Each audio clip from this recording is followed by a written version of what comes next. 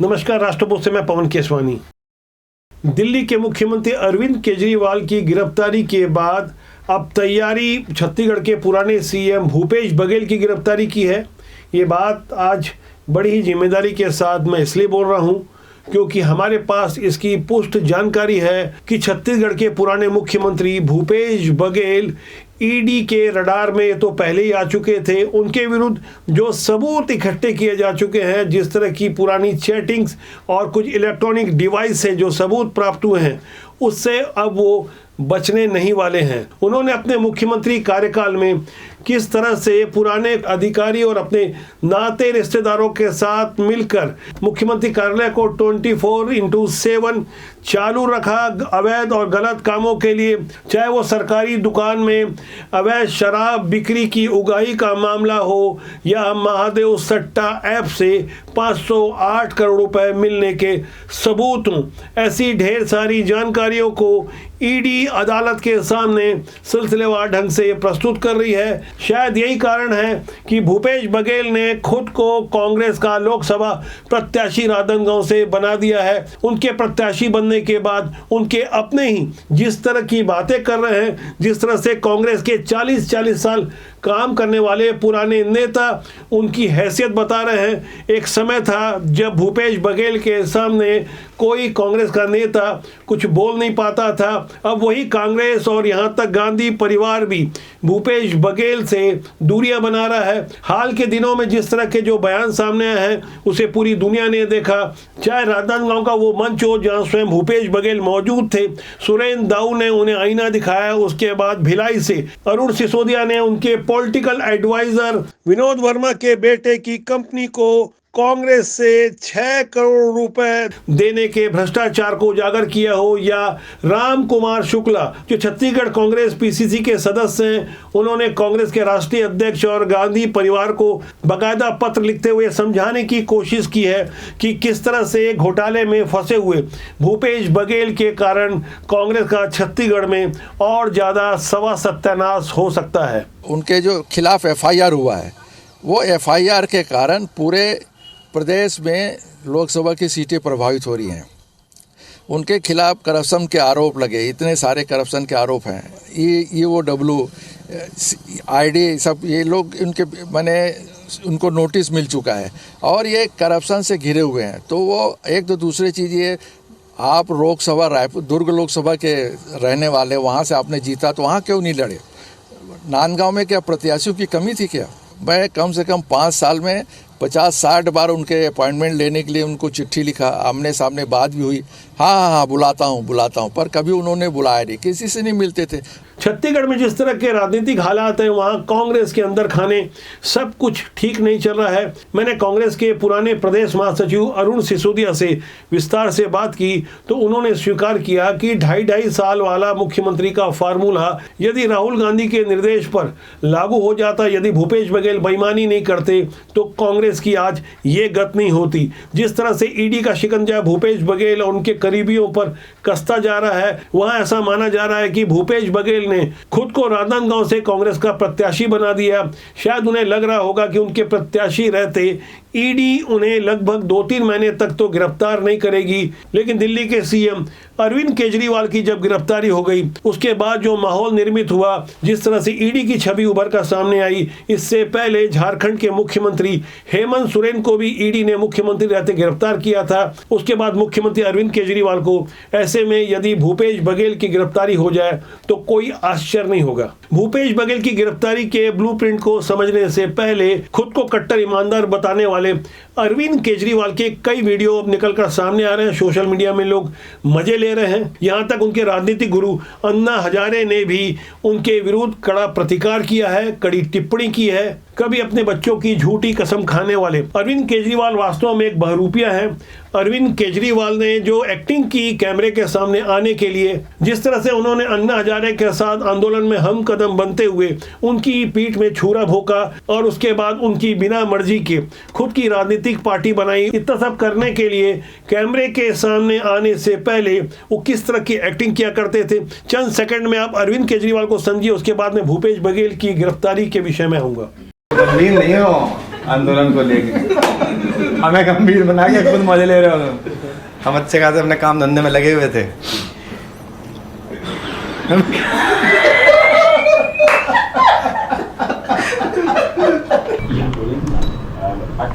कई बार अनशन किया, इनके सामने गिड़गिड़ाए, मिन्नतें मांगी, कई बार अनशन किया। सत्ता की बागडोर इनके हाथों से निकलकर आम आदमी के हाथ में, ये वाली चीज लोग समझते नहीं है। सत्ता की बागडोर उनके हाथों से निकलकर, this is, I know what you are talking is Swaraj, but अभी Swaraj as a concept people don't understand कि आपको सत्ता मिल सकती है। डू इट लाइक दिस, आप और हम राजनीति बदलने के लिए, भ्रष्टाचार दूर करने के लिए, नहीं, आप और हम दोनों भ्रष्टाचार दूर करना चाहिए। दोनों भ्रष्टाचार दूर करना चाहिए।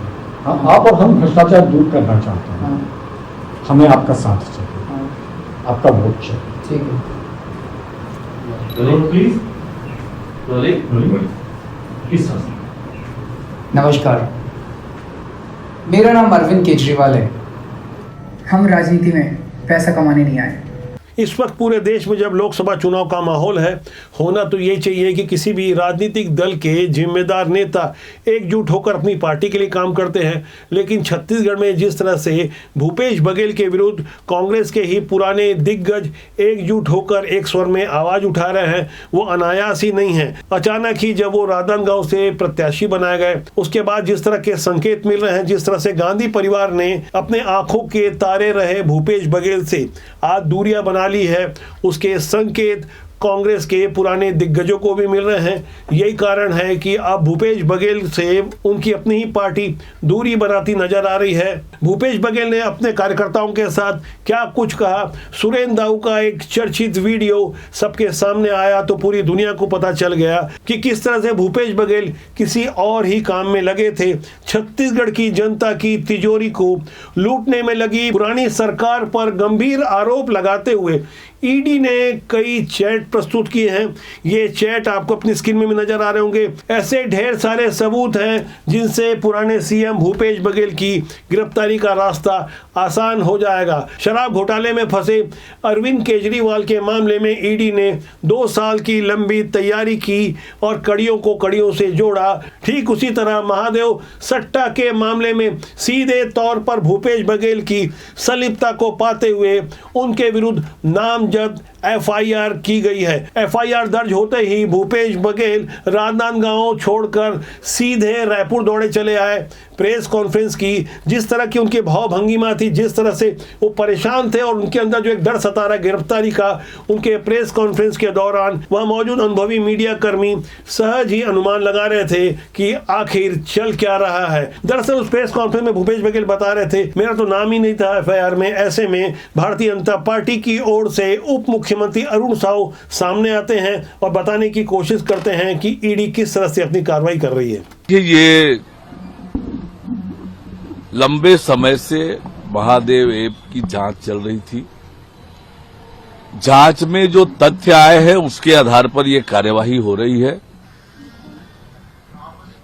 भारतीय जनता पार्टी की सरकार राजनीतिक द्वेषवश कभी कोई कार्यवाही करती नहीं है। ये कार्यवाही भी जांच की प्रक्रिया से ही आई है।